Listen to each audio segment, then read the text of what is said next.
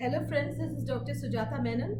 I'm sorry, owing to lack of time and of course technical glitches mainly, I couldn't do justice to the last part of the webinar. So I thought I'll record a separate video on this and send it across. Now I had stopped at the Penelopiad. I told you how the Penelopiad means Penelope plus Iliad. It's a blending of these two words. Now what happens with Margaret Atwood's Penelopiad? What is happening here? Well, there were other feminist narratives also that have come before that, but I'm just giving this as an example. What is happening here? So instead of the Odyssey, where Odysseus is the main hero or the protagonist, you have Margaret Atwood penning the Penelopiad. So when you say Penelopiad, who is at the center now? It is Penelope. The story is narrated entirely, or the novel is narrated entirely from Penelope's point of view. Now, according to the Odyssey, there were 12 maids who were very unfaithful to Odysseus and to Penelope, who kept carrying information to the suitors who came seeking the hand of Penelope. Finally, the 12 maids were hanged by Telemachus. Okay, so Penelopiad deals with the narrative of Penelope, and in between you have the 12 maids also presenting their points of view. And in Hades or Elysium, the land of the dead, these 12 maids haunt Penelope and Odysseus. This is how it goes. So what is happening here? You have a decentering of the male-centered myth, the androcentric myth. So Odysseus, the male character, is now replaced by the female character, his wife, Penelope, who was always seen as submissive. She was no doubt a shrewd woman who could ward off her suitors for quite some time, but we are looking at Penelope from a very different perspective. The entire tale is narrated from Penelope's point of view. So you're here made to understand that it is not just adventure alone that constitutes life. There is the other side which the woman faces at her home front. So she is no less than a warrior when she faces or when she handles all those situations. So this is what you find in the Penelopiad. So with this, I'd like to move on to Indian Mythopoeia, because most of Indian Mythopoeia deals with feminist narratives. In fact, it's very striking to find that not all feminist narratives are written only by women writers. I refuse to accept that a feminist is a woman. Any human being who respects a woman, who respects his mother, his sister, his wife, and any woman in society, and who believes that a woman should be treated with respect and dignity, is a feminist. There is no doubt about it. And any human being who believes that, woman after all is just a piece of trash, be it man or woman, sometimes it's women who are also perpetrators of such injustice. Such a person is definitely a misogynist, irrespective of the gender. So the reason why I started with Penelopiad and then wish to move on to Indian Mythopoeia is this sets the ground for what Indian Mythopoeia also is trying to echo.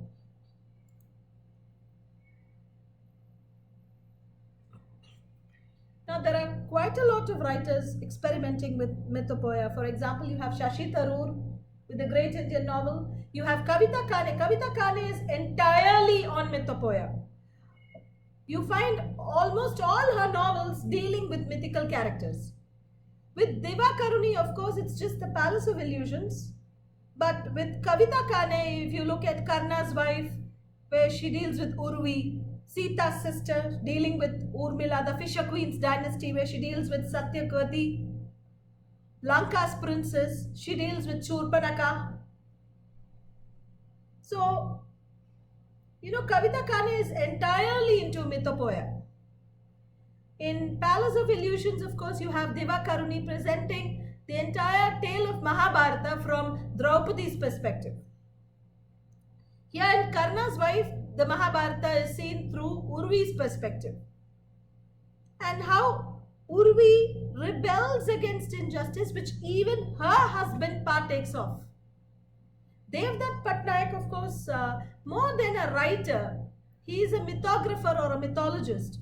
So his perspective is quite analytic. He looks at it from a diachronic perspective also, how the myths have undergone changes down the ages and things like that. So an excellent reference material for anyone working on Mythopoeia would be Devdutt Patnaik.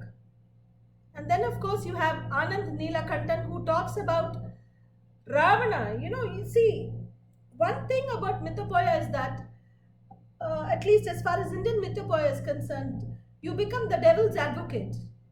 You begin to look at things from the other point of view. See, when eco-criticism came about, there was a lot spoken about Durga and Mahishasura. They said that Durga represents the Aryan dynasty and Mahisha represents the Dravidian dynasty. Similarly, with Ramayana also, similar theories came about. The attempt to colonize the Dravidian dynasty headed by Ravana by the Aryan Rama. So you have, writers like Anand Neelakantan. You also have Kavita Kane taking the role of the devil's advocate, looking at things from the other person's point of view.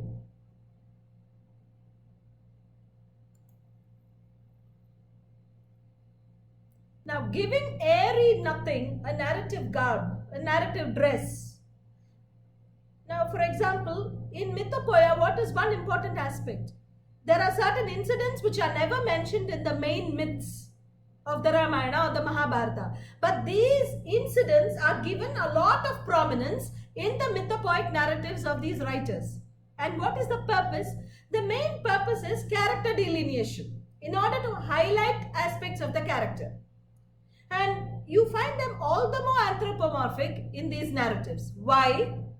Again, character delineation, in order to highlight various aspects of the character which you otherwise wouldn't get to see.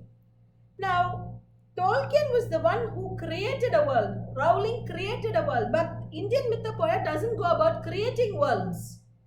It only redefines the structure of those created worlds which already the original myths have produced. So, you are trying to redefine the structure, you are questioning the structure. And why are you questioning the structure? To decenter, to remove the focus of one particular character and to replace that with another character. So that is the purpose of these mythopoeic narratives being all the more anthropomorphic. So as I told you, these are two things you need to understand. Number one, incidents which have never occurred in the main myths are given a lot of prominence, and the characters are all the more anthropomorphic. The existing structures of myths are redefined, are questioned. Okay, so these are some of the characteristics of the Indian and in general mythopoeic narratives. Now, this is one particular incident from the Palace of Illusions, where Draupadi comes home and the first thing her mother-in-law Kunti, who's almost like an ice maiden, an ice queen, who's pretty cold and hostile to her, but outwardly seeming kind. So she brings her some brinjal and asks her to cook. And Draupadi sees that there is a grinding stone which has traces of turmeric. There are jars which contain spices, and she says, please give me some spices. She says, this is all you have. You have to make the brinjal with this. And Draupadi is absolutely dazed. She's taken aback. And look at the way in which Kunti treats her. She seems kind, but beneath the kindness there is biting sarcasm. See, I should have guessed that a princess like you, brought up in luxury, wouldn't have any experience with cooking. Never mind. You can scrub the pots while I repair the curry. But this is where, number one, you have an insight into Kunti's character, treating the daughter-in-law as almost a rival, which usually mothers-in-law do. So the archetypal mother-in-law brought into picture from all those myths and folk tales. But here is where Divakaruni tries to highlight Draupadi's character. Draupadi, as a princess, was trained by a sorceress. So here is Draupadi's character coming into light. So she says, please let me do it. I know that I cannot cook as good as you do. Let me do it. And if your sons are displeased, I'll take the blame.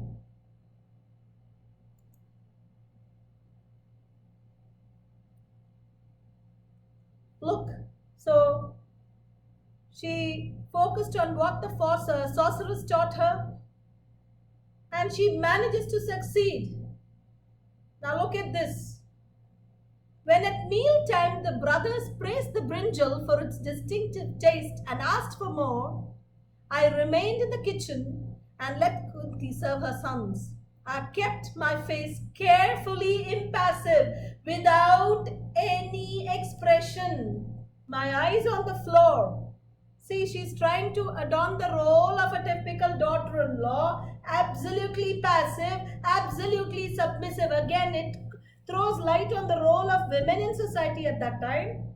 But she and I both knew that I had won the first round. So it's almost a kind of duel between them, the mother-in-law and the daughter-in-law. See, all the more humanistic, all the more anthropomorphic. Why? To highlight the character of Draupadi.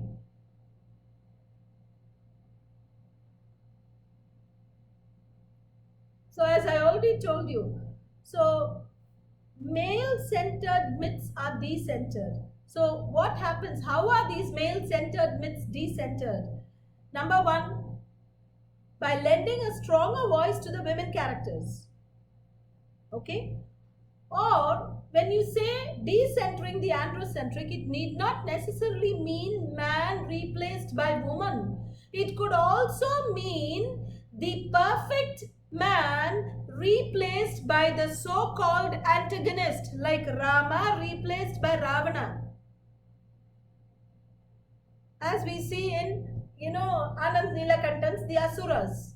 So, when I say decentering the androcentric, it need not necessarily refer to a man replaced by a woman character. It could also refer to the protagonist of the traditional myths replaced by the antagonist, becoming the devil's advocate. So, the writer becomes the devil's advocate. And there is a dynamic transformation sometimes in some of the characters. For example, in Sita's sister, Kavita Kane, from what I have seen, does not interfere much with the main myth. She is very careful in not interfering with the main myth. But here and there, through incidents, as I told you, giving airy nothing a narrative guard. Here and there, through incidents, you find that she dynamically transforms the characters. In incidents, she brings characters in those places where they never were in the traditional myths. For example, in Chitrakoot, when Bharat goes to invite Ram back to Ayodhya, when he tries to plead with him, at that time Urmila also goes there, and in Kavita Kane's novel Sita's Sister, Urmila's speech there is extremely remarkable. So you find a dynamic transformation of the character. In the Ramayana, Urmila is hardly mentioned except as Lakshmana's wife, that's it. But here the entire focus is on how Urmila questions some of the issues in society. As I told you, she questions the existing structure in society. The very base of society is questioned. Now, taking credit for actions hitherto, earlier, attributed to men. Now, what exactly am I trying to say for this? Now, you look at Shurpanaka. Now, in the Ramayana, it's just accidental that she sees Ram and she falls in love with him, and then she also sees Lakshman and she They play a game, making her move between the two, and on seeing Sita, she almost tries to grab her, and Lakshmana mutilates her nose and her ears. And in some versions of the Ramayana, Shurpanaka's breasts are also mutilated, but Kane sticks to the Valmiki Ramayana. It's only the nose and the ears that are lopped off. So, in Kavita Kane's novel Lanka's Princess, you will find that from day one, Shurpanaka has been an ignored child, okay, a neglected child, and she marries the Danava clan chief Vidyujiva. And according to the narrative, Ravana skillfully manages to kill Vidyujiva, and he heaps a bunch of lies saying he was bad, he was very, unfaithful to you, and things like that. But Shurpanaka understands that her brother wanted no threat of any kind from the Danava clan, from Vidyujiva, and therefore he killed Vidyujiva. So, her attempt at bringing about a fight between Rama and Ravana is an act of revenge. It's a clearly planned plot in Lanka's Princess. So, it is the revenge of a wronged woman that you see in Lanka's Princess. So, earlier we said that, okay, it was because Shurpanaka made this mistake of accidentally seeing Ram, falling in love and trying to harm Sita, that she faced this consequence. No. Shurpanaka plans every move of hers in trying to, make Ram and Ravan fight. It's just that one of her moves misfires, but finally she ends up bringing about the battle. So, this is what has to be taken into account. If you look at Shashi Deshpande's Mirrors, in Mirrors, the reference is made to a character whom we have never even heard of in most of the Puranas. This character is a minor character in the Padma Purana called Ashoka Sundari. The famous Hindi writer Maithili Sharan Gupta wrote an epic called Nahush. In Nahush, Maithili Sharan Gupta discusses the myth of Nahush, about how Nahush is asked to come to heaven to take on the throne of Indra, to be the god of heavens temporarily till Indra fulfills his penance, his prayers, and is relieved from the curse. Okay, he's under a curse. So, when Nahush comes to heaven, he's very happy, he's very humble. But soon, pride, overcomes him, and that becomes his greatest hamasya, leading to his fall. So, according to the original myths, Nahush falls in love with Indrani or Sachi, Indra's wife, and she says, if I am the Indra now, you are my Indrani, meaning you should fulfill my desires. She tries to reason out with him. She says there are the Apsaras, who are the divine courtesans. So why don't you go to Ramba or Menaka or Tilotama or Urvashi? Why do you come to me? I belong to another man. He says, no, that will not hold good any longer. Who knows if even Indra will come back over again? You have to be mine. So Indrani faces a lot of problems. She goes to Brahaspati, the guru of the gods, the teacher of the gods. And in some myths, Brahaspati gives her an idea on how to handle Nahush. In some, she goes to meet Indra secretly and she finds him performing prayers in a lotus stem. And it is he who gives her the idea on how to do away with Nahush. But in Shashi Deshpande's Mirrors, it is Ashoka Sundari, Nahush's wife, who has been almost ignored in almost all myths. It is she who tells Indrani or Sachi what is to be done. And even the end of Nahush, or the transformation of Nahush, is brought about in a different way in Shashi Deshpande's Mirrors. For example, in the original myth, Nahush asks for a palanquin to be brought so that he can travel in it to meet Indrani. And the palanquin should be carried by the Sapta Rishis. See, which itself is blasphemy indeed. So what happens is that when the Sapta Rishis are carrying the palanquin, Nahush, who's blinded by lust, wants the rishis to move faster. And remember, they're not used to such work. So they are quite slow. And Agastya, the short rishi, the shortest of the rishis, who's in Tamil called Kurumuni, he's a very short rishi. He moves very slow, and Nahush puts his foot out and kicks him, saying, Sarpa, Sarpa, move faster. Sarpa meaning faster. It's a verb form which means faster. Agastya is angry and he says, how blinded by lust are you that you don't have any sense of respect even for a rishi. May these words become your destiny. May you turn into a snake. May you become a sarpa. So this is what happens to Nahush, and in the Mahabharata finally when Yudhishthir makes him understand the value of a human being and things like that, he is released from his curse. He actually twines around bean, and when Yudhishthir tries to make him understand the concept of a good human being, then he is released from his curse. So this is the traditional myth of Nahush, but in Shashi Deshpande's Mirrors, that is not the way it goes. In Shashi Deshpande's Mirrors, Agastya tilts the palanquin over the ridge of a mountain and Nahush falls down to his death. So this is what happens. So you take credit. So Ashoka Sundari is given credit for actions which earlier were credited to men like Brahaspati and Indra. Now look at this. This is from Amish Tripati's Sita, the Warrior of Mithila. Sita, remember the title, look at the subtitle. Warrior of Mithila. There is a dynamic transformation of the character.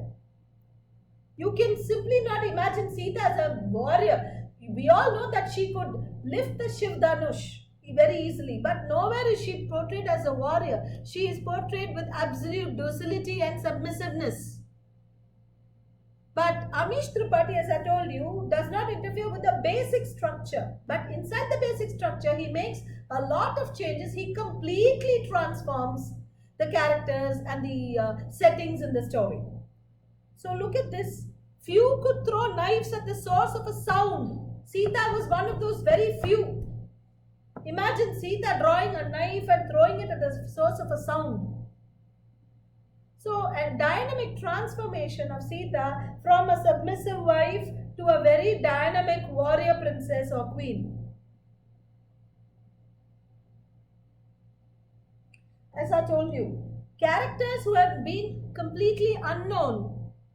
For example, Karna's wife, the outcast queen. Karna's wife Urvi.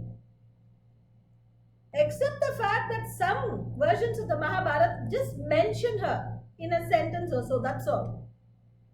You have no mention of Urvi anywhere else.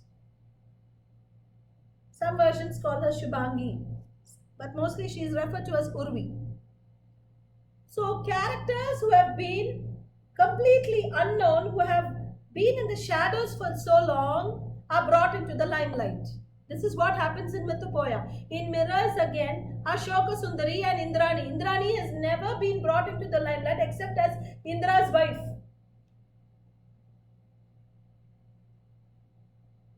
So, it is these characters which grab the limelight here in mythopoeic narratives. Now, as I told you, the devil's advocate. Now, why do writers take the stance of the devil's advocate? Why?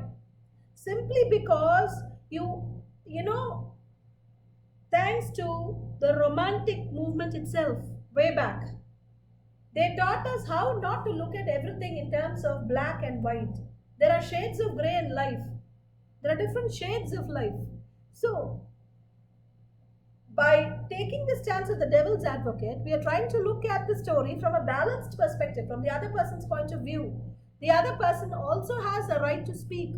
Now, even if you are accused or convicted in a court of law, the court gives you a chance to present your point of view, isn't it? in the judiciary system, as far as India is concerned, or any other country is concerned, the accused or the convicted also has a chance to represent himself or herself. So this is exactly what is done to these characters. The Asuras are given a chance. For example, the 12 maids in the Penelopiad are given a chance to express themselves. Penelope is given a chance to express herself. There were so many versions of the Odyssey which said that Penelope had slept with the suitors. But no, that is never the case. She tries to guard herself. She dismisses all that. So, giving the other person a chance,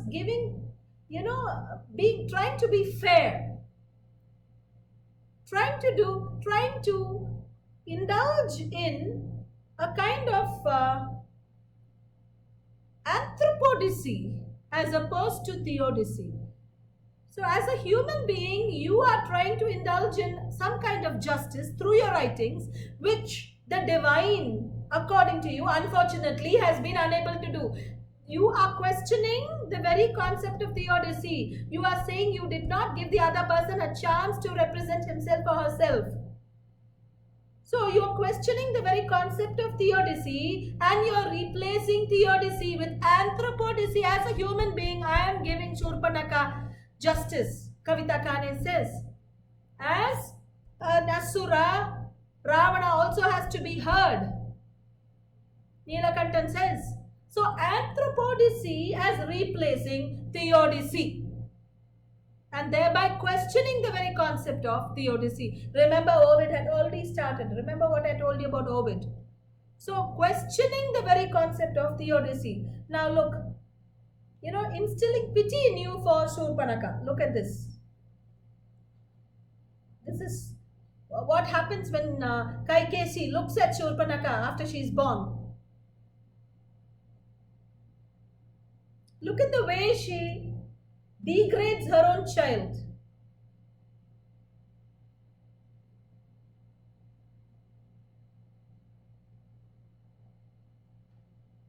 So do you see that?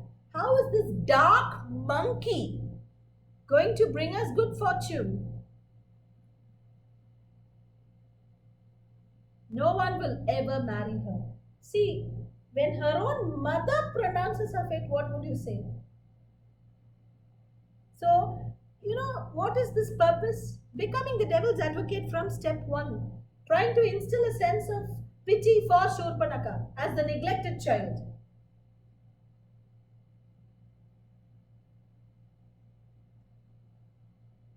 Now, in Lanka's Princes, you find that Shurpanaka is reborn in the Dwapara Yuga as Trivakra, the hunchback, who stands outside Kamsa's palace selling sandalwood and all that. And Krishna comes and transforms her into a beautiful woman.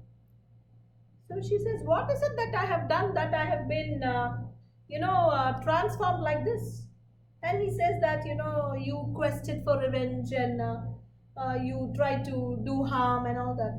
But she says, I forgave Lakshman in spite of what he did to my son. What about Lakshman? He killed my son Shambhu Kumar. By mistake, of course, but he killed my son.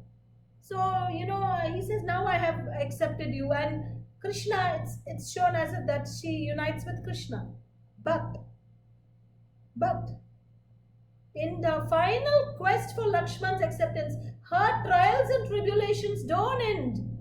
Krishna decided, look, it was like before, Lakshman, the eternal celibate warrior. So God decides that Lakshman should remain celibate forever, refusing to accept Shurpanaka, and she eternally unrequited in his rejection. She should eternally languish. So where is the concept of theodicy here? See, you are talking about Shurpanaka doing something wrong, but what about Shurpanaka herself? Hasn't she been wronged? So the questioning of theodicy, trying the best to replace theodicy with anthropomodicy or anthropodicy.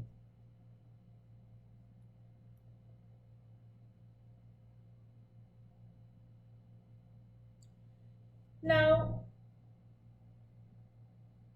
we come to Anand Neelakantan's The Rise of Sivagami, which is the first of um, the Bahubali trilogy, before the beginning. That's what he calls it.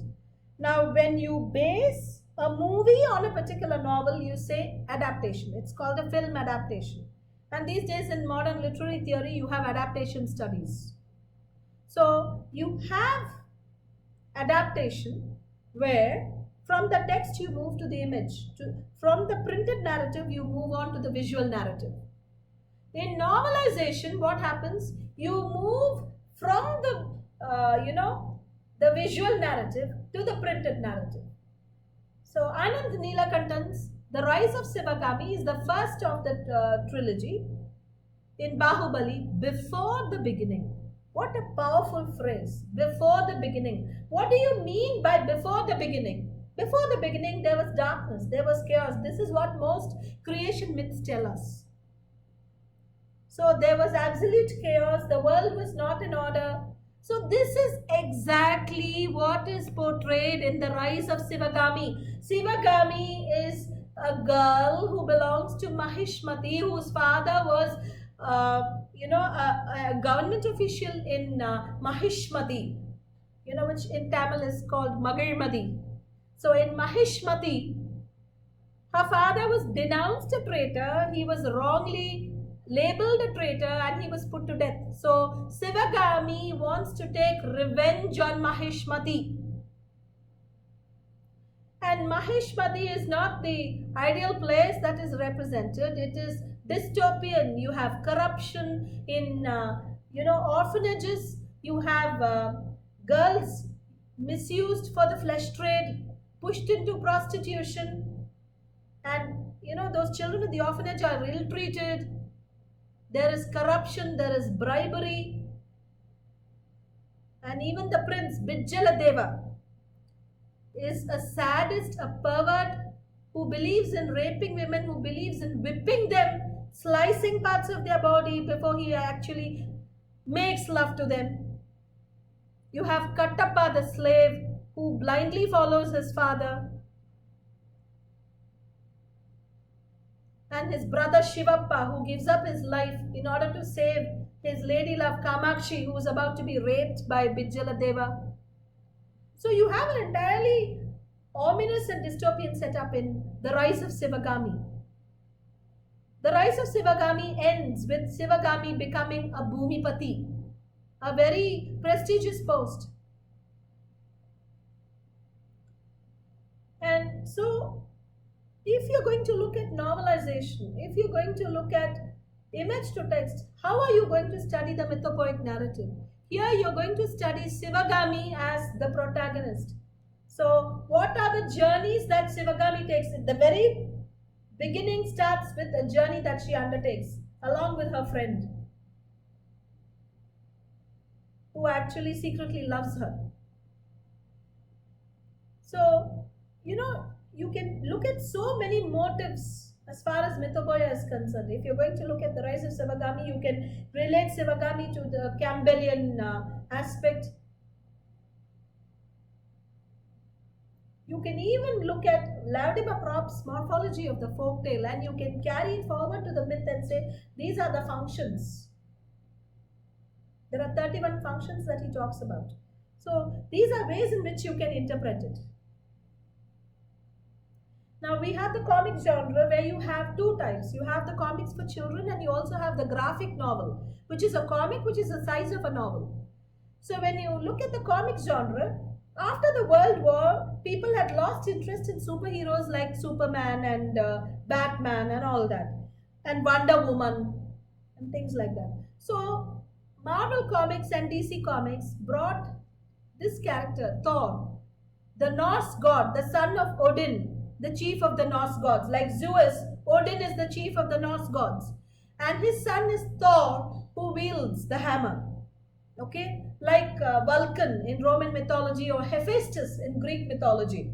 But Hephaestus or Vulcan is only the smithy of the gods, is the smith of the gods, the blacksmith or the goldsmith of the gods.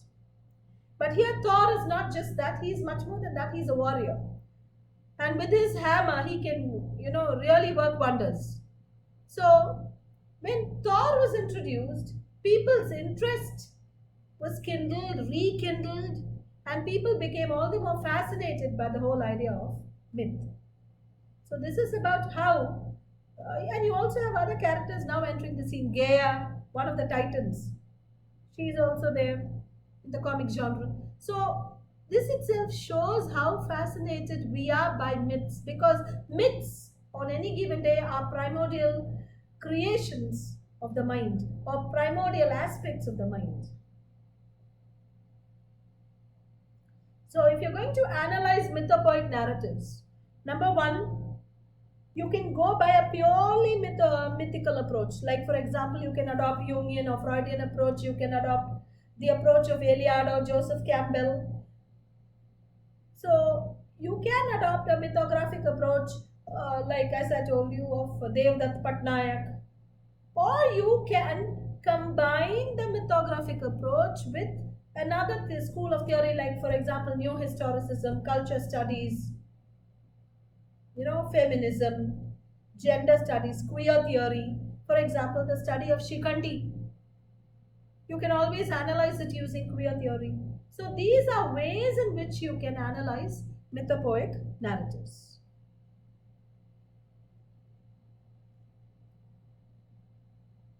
I hope I have done some justice to this webinar. I apologize that I have taken so much of time because I felt that I had to do justice. If I skim the surface and leave things as it is, I will not be doing justice to those of you who are interested in myths or who want to work on a research in myths, because most of you belong to the teaching fraternity. So I felt it would not be justice on my side if I leave things midway. So to date, I still feel, there's a lot for me to discover.